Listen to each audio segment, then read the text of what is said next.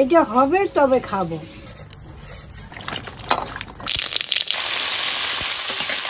আমার পছন্দের খাবার। ও খিচুড়ি এলে যা হতো না।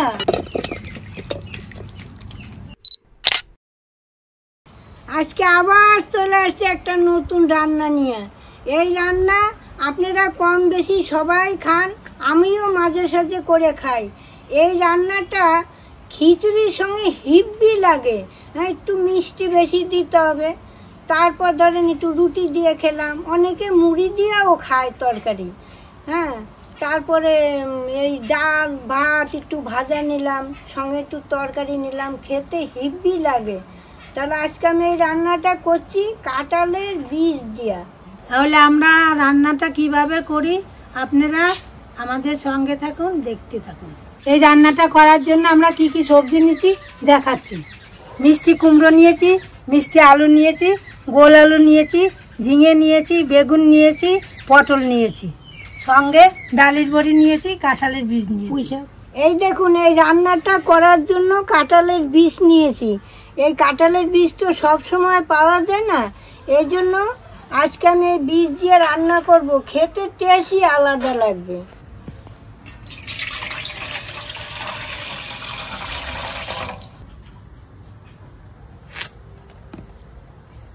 কুমড়োটা ভালো আছে না? কাঁচা কাঁচাই তো নিয়ে আসলাম। পাতাগুলো একটু বেছে নিচ্ছি।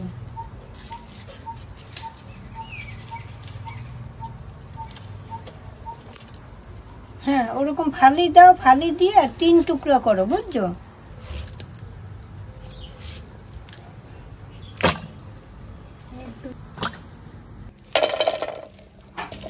এই কাঁঠালের বীজ কত রকম খাওয়া যায়। এরকম চাক চাক করে কেটে তেলে ভেজে কাঁচা লঙ্কা দিয়ে ভাত, তারপর একটু ভেজে কালো জিরে লঙ্কা দিয়ে বাটা। তারপরে এই যে আমরা আমাবতী আসে না, এই কাঁঠালের বীজ ভেজে আমরা খেতাম, আমাবতীতে খেতে হয়।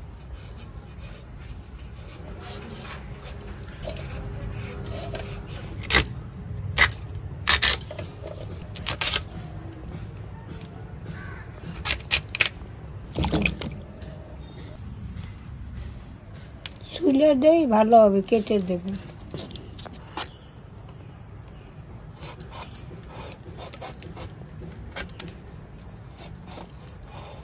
যে কোনো রান্নায় একসঙ্গে অনেকগুলো সবজি দিয়ে রান্না করলে তার স্বাদই হয় আলাদা। এই দেখুন, যেরকম পূজায় খিচুড়ি ভোগ দেয়, লাবড়ার তরকারি দেয়, হিব্বি টেস্ট হয়, খেতেই আলাদা স্বাদ। বেগুনটা কেটে নিচ্ছি।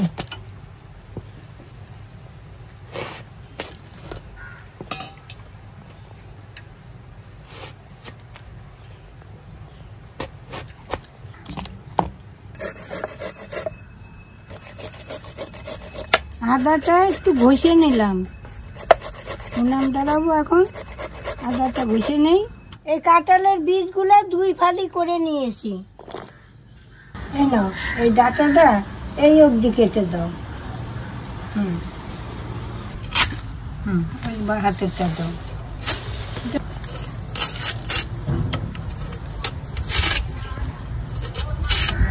দেখেছেন ডাঁটাটা কি সুন্দর মোটা। এই ডাঁটা খেতে স্বাদ, আবার এই ডাঁটা একটু সরু হয় না, ওইটাও খেতে স্বাদ। সর্ষে পাতুরি করলে ওইটা খেতে হিব্বি লাগে, যদি সর্ষে পাতুরি করে গরম ভাতের সঙ্গে খান।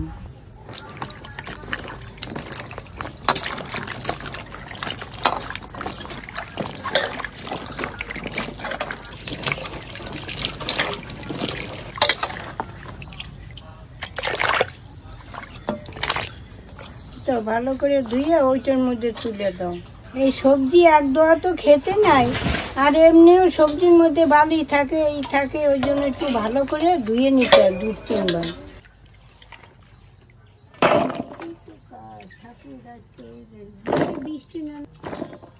সবজি কোটাকাটি শেষ, আমার বৌমা ধুয়ে দিচ্ছে, এবার আমি উনুন ধরাই দেই। মেঘ আকাশে করতে তাড়াতাড়ি রান্নাটা কি ধরে না কেন।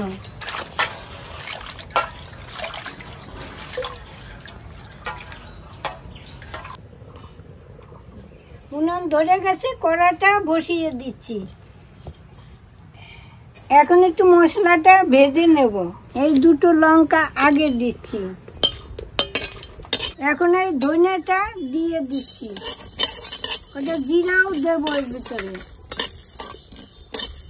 এবারে জিরা কটাও দিয়ে দিচ্ছি।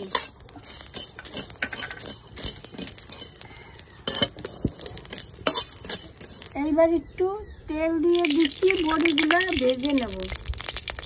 এই বড়িটা এখন আমি ভেজে নেব।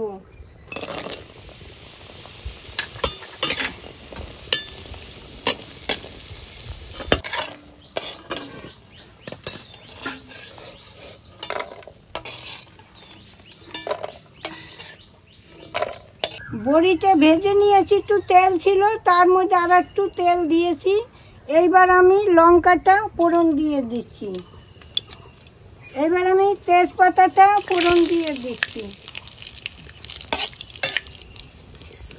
এইবার পাঁচফোড়নটা ফোড়ন দিয়ে দিচ্ছি।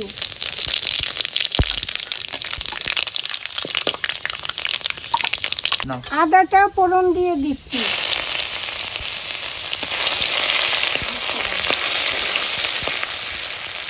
এইবার আদাটা লাল হয়ে গেছে, আমি এবার তরকারিটা দিয়ে দিচ্ছি।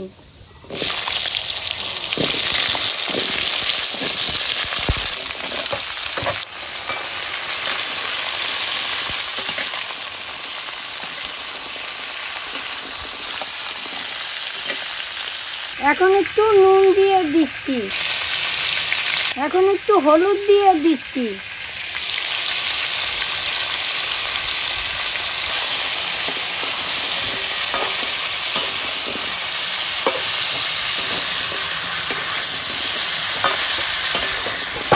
ভাজা মশলাটা আমি এখন গুঁড়ি করে নিচ্ছি। এই যে মশলাটা ভাজছি না, এতগুলো কিন্তু লাগবে না। এর মধ্যে আমি পরিমাণ মতো দেবো আর কৌটার মধ্যে রেখে দেবো।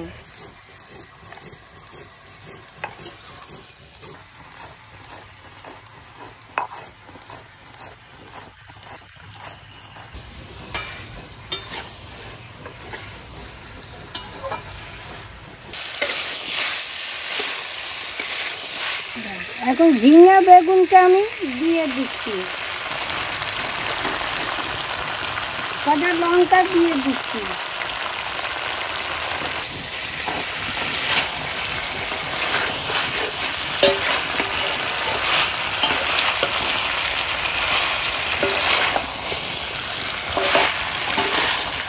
এবার আমি পুর পাতাটা দিয়ে দিচ্ছি।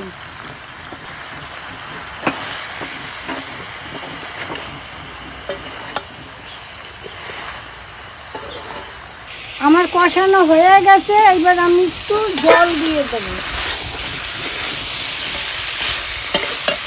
এবার একটু হালকা জল দিয়ে দিচ্ছি।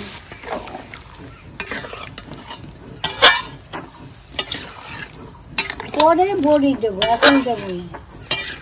পরিমাণ মতো চিনি দিয়ে দিচ্ছি।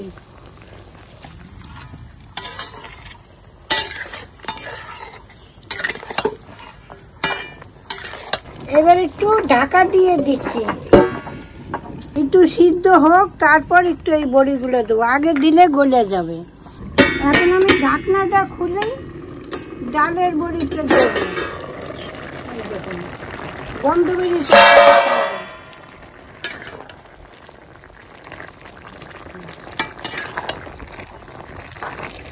এবার আমি ডালের বড়িটা দিয়ে দিচ্ছি।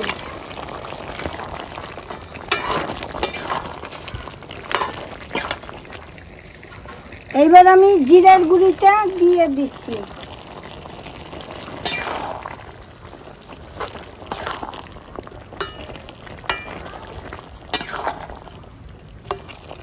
এইটা ফুটুক, তাড়াতাড়ি হলেই আমি দুটো ভাত খাবো। এটা আমার পছন্দের খাবার। কত বেলা হয়ে গেছে দেখুন তো, এখনো খাইনি। এটা হবে তবে খাবো। এই দেখুন তরকারিটা হয়ে গেছে, কি সুন্দর গন্ধ বেরোচ্ছে না। ও খিচুড়ি এলে যা হতো না, অপূর্ব খিচুড়ি এলে। এবার আমি নামিয়ে নিচ্ছি।